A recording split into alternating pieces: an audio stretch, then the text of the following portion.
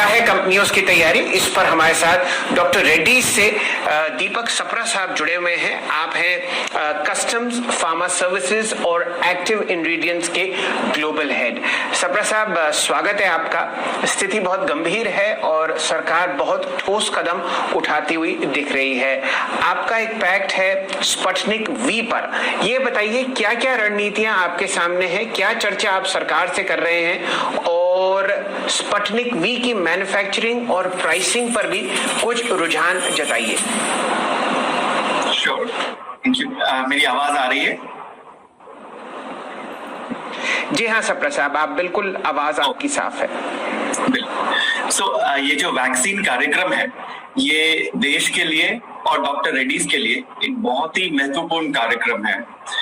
जब से कोविड प्रारंभ हुआ है, लगभग 1 साल 2 महीने लगा लीजिए, तब से डॉक्टर रेड्डीज ने कोशिश की है कि कोविड संबंधित दवाइयां जितनी हो सके उसको लाया जाए, चाहे वो इलाज के लिए हो, चाहे वो प्रिवेंशन के लिए हो। इसी पहलू के अंतर्गत हमने स्पुतनिक वी के लिए RDIF, Russia direct investment fund के साथ डील की, जिसके अंतर्गत हम स्पुतनिक वी को भारत में लाने की कोशिश कर रहे हैं। इसका अप्रूवल हमें पिछले हफ्ते मिला, पिछले मंडे को मिला, और हम एक्सपेक्ट कर रहे हैं कि ये अप्रूवल को हम लॉन्च में कन्वर्ट कर पाएंगे इस क्वार्टर में, जो ये वाला क्वार्टर चल रहा है। मतलब अगले कुछ हफ्ते में स्पुतनिक वी लॉन्च हो पाएगी। इसके लॉन्च होने से मुझे लगता है भारत के नागरिकों के लिए एक और बहुत अच्छी ऑप्शन अवेलेबल हो जाएगी वैक्सीन के लिए, और जितनी ज्यादा मात्रा में वैक्सीन अवेलेबल हो, अभी आज की सिचुएशन में उसी चीज की सबसे ज्यादा जरूरत है, और उसके कारण हम कोविड की लड़ाई और सक्षम तरीके से लड़ पाएंगे। अब आपका अगला सवाल था कि इसको हम कैसे तैयारी कर रहे हैं, इसके लिए हम क्या कर रहे हैं।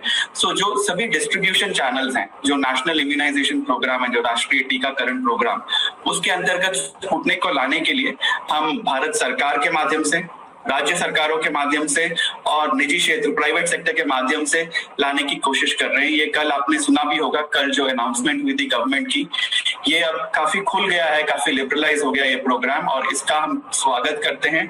इसके कारण अब मुझे लगता है कि ये वैक्सीन प्रोग्राम देश के और कोनों में फैल पाएगा और एज ग्रुप्स को कवर कर पाएगा। 18 से 45 साल के एज ग्रुप में जो लोग पहले कवर नहीं हो पा रहे थे, वो कवर हो पाएगा, और साथ ही साथ प्राइवेट सेक्टर के आने से इस कवरेज की तीव्रता, इसकी स्पीड को भी बढ़ावा मिलेगा।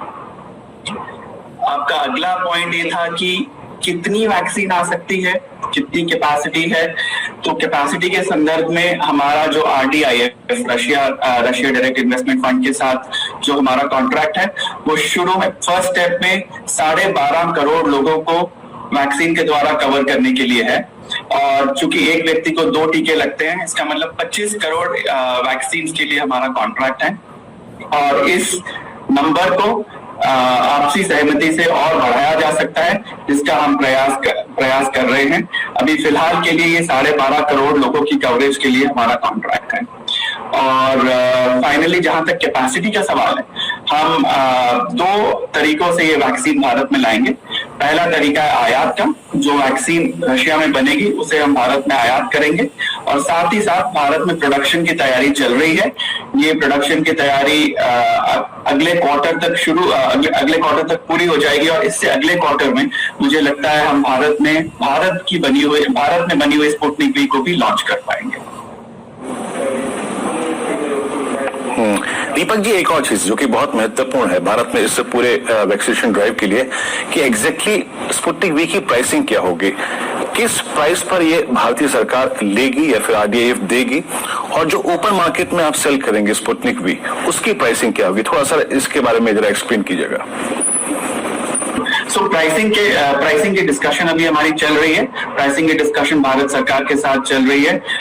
कुछ सुझाव हमने रखे थे, और भारत सरकार ने काफी ओपन माइंड से उन सुझावों को देखा है। एक सुझाव उसमें ये था कि सरकारी माध्यम से जो वैक्सीन ली जा रही है और जो प्राइवेट सेक्टर के माध्यम से जो वैक्सीन ली जा रही है, दोनों को देखा जाए। सरकार की वैक्सीनेशन नेशनल इम्यूनाइजेशन प्रोग्राम के अंतर्गत जाएगी और प्राइवेट सेक्टर की अलग अलग चैनल्स के थ्रू जाएगी। सो ये डिस्कशन हमारी चल रही है। मुझे उम्मीद है कि अगले कुछ दिनों में 8-10 दिनों में हमारी ये डिस्कशन पूरी हो जाएगी, तो फिर हम अपनी प्राइसिंग का क्लियरली बता पाएंगे कि क्या प्राइसिंग रहेगी सरकारी सेक्टर में और क्या प्राइसिंग रहेगी प्राइवेट सेक्टर में।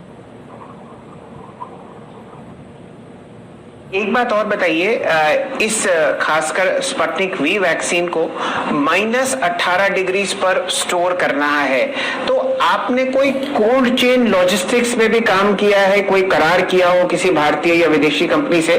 भारतवर्ष बहुत बड़ा देश है, इसको ट्रांसपोर्ट कैसे किया जाएगा?